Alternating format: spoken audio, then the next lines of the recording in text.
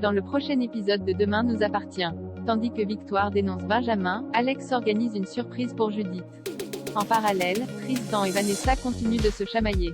Attention, les paragraphes qui suivent contiennent des spoilers sur l'épisode de Demain nous appartient diffusé demain soir sur TF1. Si vous ne voulez rien savoir, ne lisez pas ce qui suit. Jeudi 24 février dans Demain nous appartient.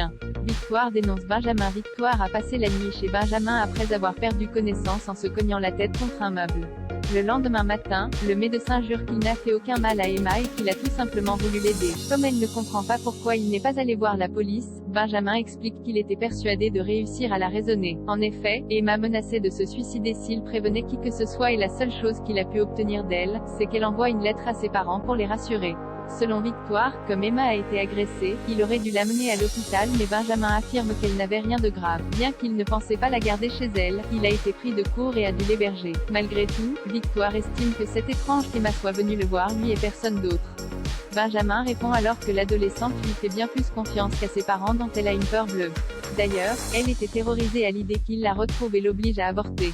Emma avait donc décidé de partir en Hollande pour rejoindre le père de son bébé qui habite là-bas, sauf qu'elle s'est faite voler les 300 € qu'elle avait retirés exprès pour ça. Quand elle lui a demandé de l'argent, Benjamin précise qu'il a refusé parce qu'il jugeait cela trop dangereux, puis de jurer qu'il a déposé Emma chez elle la veille au soir. Pendant ce temps, Soraya est inquiète pour Victoire. Sans nouvelles depuis la veille, l'avocate craint qu'elle soit en danger. C'est pourquoi elle se rend chez Georges pour le tenir informé. Malheureusement, c'est Vanessa qui lui ouvre. Si elle promet de transmettre le message à son compagnon, la chef n'en fera rien en réalité. Plus tard, Benjamin raccompagne Victoire. Une fois qu'il s'est excusé de lui avoir caché la vérité, il l'enjoint à garder toute cette histoire pour elle afin d'éviter les ennuis. Toutefois, en recevant un message de Georges lui indiquant qu'Emma n'est jamais rentrée chez ses parents, Victoire sort du véhicule et s'empresse d'aller au commissariat où elle s'effondre dans les bras de son ex. Les larmes aux yeux, elle dénonce alors Benjamin. Sans attendre, Georges et ses collègues filent à l'hôpital puis arrêtent le docteur Ventura. Au poste, Benjamin donne sa version des faits et certifie qu'il a déposé Emma chez ses parents la veille au soir aux alentours de 19h30. Et d'ajouter qu'il a même attendu que l'adolescente soit bien rentrée pour partir. Mais Georges et Karim ne le croient pas. Lorsqu'il le pousse à avouer qu'il l'a tuée, Benjamin garantit qu'il n'est pas un assassin et maintient qu'elle est en colère. Il les prie de continuer à la chercher car elle est en danger. Karim le place en garde à vue. Non loin de là, Soraya rejoint Victoire au commissariat. Bouleversée, cette dernière raconte à son amie que la police a relevé une grande quantité de sang chez Benjamin. Amoureuse de lui, elle s'en veut de l'avoir dénoncé mais Soraya rétorque qu'elle a bien fait. Tandis qu'elle s'apprête à partir, Victoire croise Benjamin menotté qui lui demande pourquoi elle a fait cela. Alex organise une surprise pour Judith au petit déjeuner. Chloé aimerait savoir si Alex est content d'être avec eux. Celui-ci répond alors qu'il ne sait plus où il en est. De plus, il a parfaitement conscience de ne plus agir comme avant et que cela peut être perturbant. Cependant, Alex est bien ici et déclare qu'il a envie d'être son mari. Même si parfois certaines choses lui échappent, il se sent à sa place. Heureuse de l'entendre, Chloé lui propose de faire à nouveau connaissance pour construire quelque chose de neuf ensemble. Une idée qui plaît beaucoup à Alex qui accepte. Pour consoler sa femme du départ de Judith, Alex s'est mis en tête d'organiser un grand dîner familial. Souhaitant cuisiner un plat de Maxime, l'ostréiculteur s'aide donc d'une vidéo de l'Institut Auguste Arbre. Remarquant qu'il peine à suivre les instructions, Chloé lui donne un coup de main.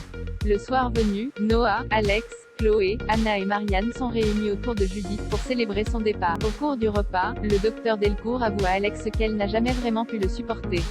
Comme il insiste pour savoir pourquoi, Marianne explique qu'il n'était pas le genre d'homme qu'elle espérait pour sa fille. En effet, elle imaginait Chloé au bras d'un médecin ou d'un universitaire. Loin de mal le prendre, Alex se lance avec humour que ce n'est pas de bol pour elle car il est toujours là et sans diplôme, ce qui fait rire tout le monde. Tristan et Vanessa continuent de se chamailler à peine arrivés au spoon. Vanessa critique le café de Tristan qu'elle trouve bien trop amer. S'ils n'hésitent pas à s'envoyer des pics à la moindre occasion, Tristan et Vanessa prétendent être deux adultes courtois et civilisés devant Louise. Dans la journée, Louise reçoit une demande de privatisation du spoon de la part d'un client qui désire organiser une soirée privée autour de la dégustation d'huîtres. Seulement, la gérante hésite à cause des rapports électriques entre Vanessa et Tristan qui ne cessent de se chamailler. Heureusement, Audrey a une idée pour faire de cette soirée un moment calme et serein. Tandis que Louise et Audrey se chargeront du service, Tristan et Vanessa seront à deux endroits opposés du restaurant pour ouvrir les huîtres. Le problème, Tristan ne sait pas ouvrir les huîtres. Il attend donc la fin de la journée pour s'entraîner. En le voyant faire, la chef Vanessa ne peut s'empêcher de lui montrer qu'elle est bien meilleure que lui. Débute alors une sorte de compétition entre les deux rivaux. Au moment où Vanessa fait tomber une huître par terre, Tristan n'hésite pas à se moquer d'elle.